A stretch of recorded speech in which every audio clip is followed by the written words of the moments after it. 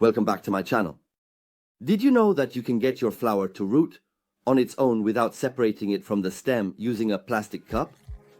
How do we root a cutting while it's still on the plant? Let's watch together. We will root one of the cuttings with this plastic cup without separating it from the main stem. For this, we make a cut from the side of the cup all the way down to the bottom. We also need to make a hole at the bottom of the cup that is big enough for the cutting to fit in. We need to make a hole that's the same thickness as this cutting so that it fits perfectly.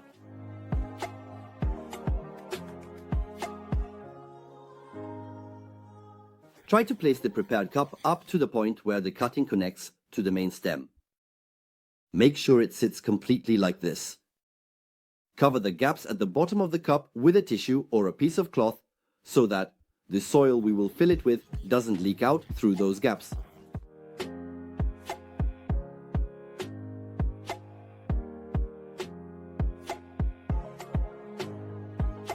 Also, seal the cut you made on the side of the cup with tape.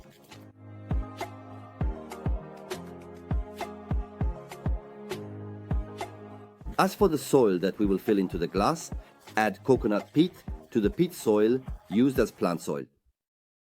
Coconut coir accelerates rooting. You can also do this process directly with garden soil. However, the rooting process takes a bit longer. We are filling the prepared soil mix into the cup. We are soaking the soil we filled in thoroughly. The water we use is onion skin liquid fertilizer, a formula that accelerates rooting. I will add above or in the description how to prepare this mixture. You can access it from the link. Keep checking this soil and make sure it stays moist. We will wait for it to root at room temperature, which is between 18 and 22 degrees. When we checked about 2 months later, while our bayat flower continues its normal growth as expected, we can very clearly see the roots developing in the cup we used for rooting, and they are indeed healthy.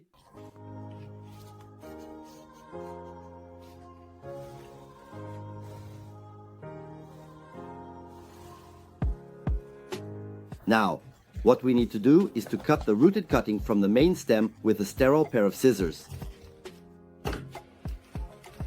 We can transfer the flower we separated into its new pot now.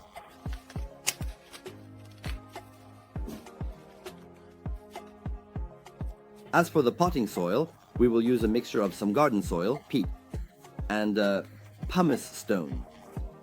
Pumice stone helps improve soil drainage, allowing plant roots to breathe better and grow more effectively. Our pot must have a drainage hole. At the same time, pumice stone, which is rich in minerals, will provide mineral support to the roots with every watering.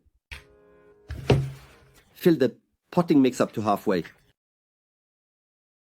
Now let's transfer our flower into its pot.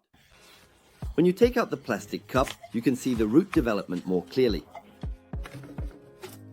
This method is more reliable than rooting in water. When you plant it with the soil around the roots, you won't damage the fine roots of your flower. And your flower will adapt more easily to its new environment.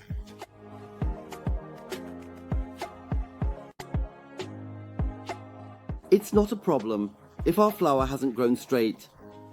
It's enough to plant it with the stem facing straight up. As time goes on, it will stand straight. Fill the pot with the remaining soil mixture.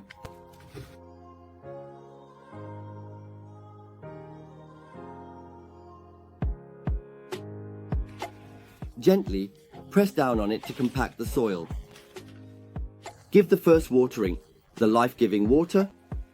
When watering the Difenbahia flower, meaning the pot here, don't use tap water or drinking water directly. You can give your flower the tap water after boiling it and letting it sit at room temperature. The Difenbahia prefers the water given this way. So, how will this flower stand upright? Turn it towards the direction you want it to straighten in the sun. Over time, it will adjust its leaves towards the sun, and its stem will stand upright. By the way, I want to address a question that is frequently asked. Is the Difenbahia flower toxic? As long as you don't eat it, there's no problem. In the mouth by chewing the plant, symptoms like eye, swelling, difficulty speaking, pain in the lips, swelling, and burning sensations can be observed. Additionally, serious clinical signs such as respiratory failure due to obstruction in the airway may develop. It is believed that the calcium oxalate crystals found within the plant cells are responsible for the poisonings. When you perform similar tasks to what I'm doing right now, either use gloves or wash your hands thoroughly with soap when you're done. Towards the end of the video, you will see that our flower has straightened over time. We've reached the end of another video. Share this video so everyone can see it, and leave a comment below. At least some simple feedback like a thank you or a suggestion. Write it down. If you like the video, click like. If you are new to my channel, please do not forget to subscribe and activate the bell to support my channel. See you in my next videos.